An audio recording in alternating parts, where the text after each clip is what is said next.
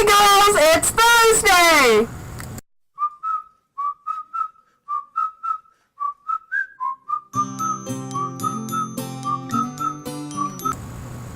We're actually just going to pretend like it's Thursday. It's actually Wednesday, and I'm about to go to work in about 10 minutes. So I figured I'd film now because I'm going to be busy all day tomorrow.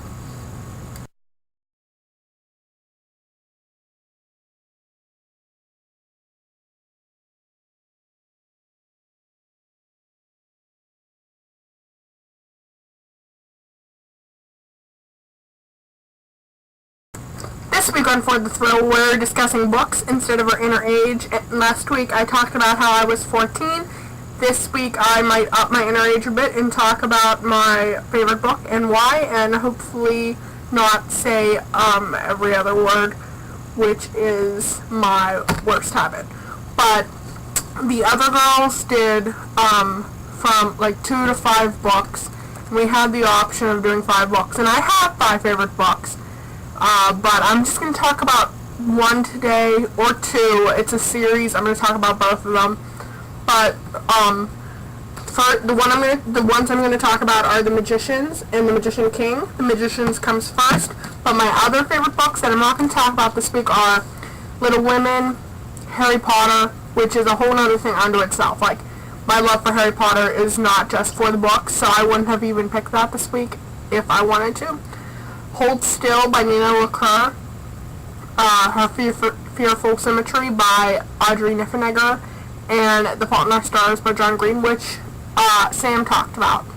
So, The Magicians and Magician King, I don't need to have a specific name for what's going to be a trilogy, but only 2 books are out right now. I just tend to refer to The Magicians when I'm talking about them. But they're by Grossman, and this one came out, let me see for you. The Magicians came out in 2009, and The Magician King just came out last year, and he's currently working on the 3rd book.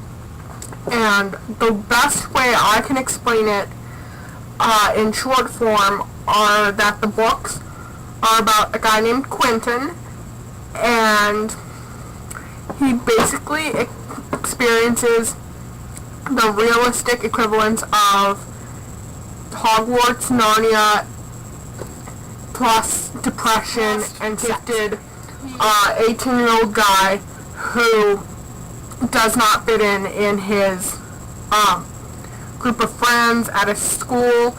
And to get away from all of that, he thinks about Fauntleroy, which is supposed to be basically a knockoff of Narnia.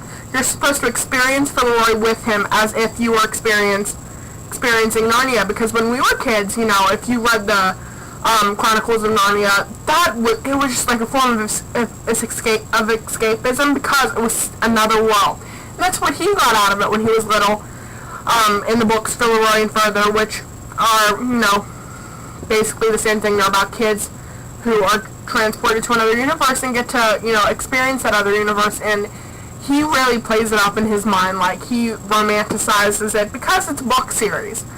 And at least Narnia to us, Narnia had a lot of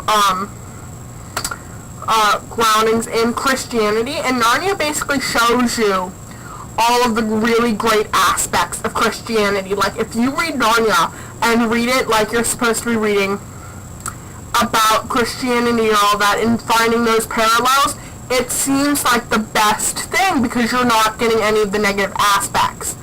And in The Magicians, it is so much about a depressed kid and about depression.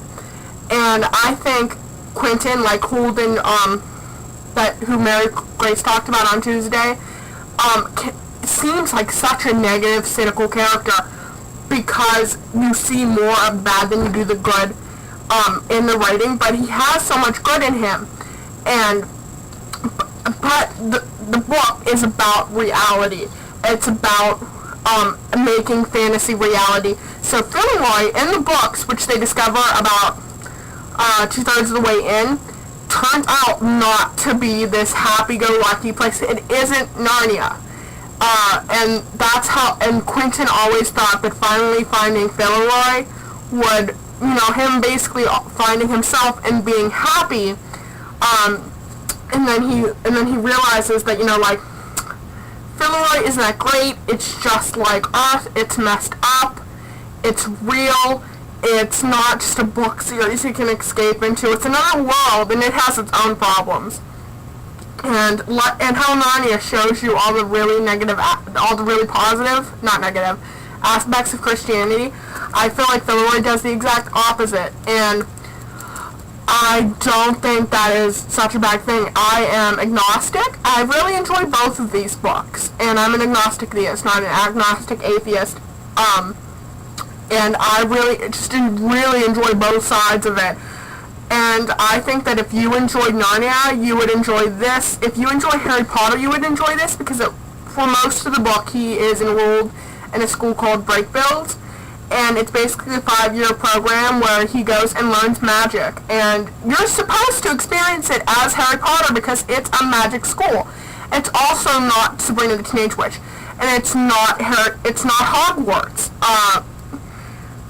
We always didn't get to see how Harry actually learned magic, but it's so much easier, and it's like Sabrina the Teenage Witch. Like, you learn the spells, you flip your hand, and you have the exams that you have to study for, and there are really, really difficult aspects of magic, like trying to become an animagus, but for the most part, it's not that difficult. If you're a wizard, you can probably figure it out.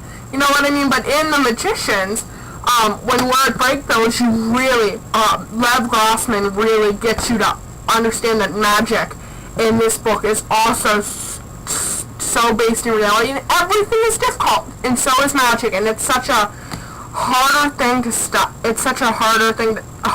study, and the kids literally get close to losing their minds learning how to properly use magic without abusing it. And then they also talk about in the books about how to be a magician, because they're just randomly picked. They go in for a test, and like 200 kids take it, but then only one kid out of those 200 actually had the aptitude to be a magician. Actually, 2 kids out of 200. Sorry about that. And they talk about what you need to be a magician, and 2 of the things that you have to be incredibly gifted in the book and in the world. And number 2, you have to have that level of depression to even have the patience to be able to learn magic in the book. And I think you actually have to read it to understand what I'm saying about that. But the fact that these books are both so real and are not fluffy, and they don't take these other magical worlds and make them seem like all that. It's realistic fantasy, and it's nitty, and it's gritty, and it's amazing. And I just think, after reading the first one, I was really it felt like it was changing me, and then I read the second one, which I won't talk about because I want you to read them. And after I read the second one, which is different, there's a time jump in between them, and you're not going back to Breakfield. It's not that sort of thing. He goes all 5 years in this book. And it's completely different, but I felt like after reading the second one that my perspective of how I viewed life was changed. I felt like the books had changed me. Compared to Harry Potter, which I felt, instead of changing me, because I read them at 11, they made me and shaped me, and I say that a lot, and Mary Ray says that a lot, and I think a lot of us feel that way. But these books changed me, and they made me change my perspective on so many things, and I think that you should give them a try. I feel like a lot of people hate them, but also a lot of people love them, and I think those are the best type of books. So, hey girls, now it's actually Thursday, and I hope you enjoyed the video I recorded on Wednesday. Yesterday was awesome because I went and got pizza by myself without asking my mom, and today is awesome because probably be watching a Disney movie tonight or something. So I hope you all have great days, and don't forget to be awesome.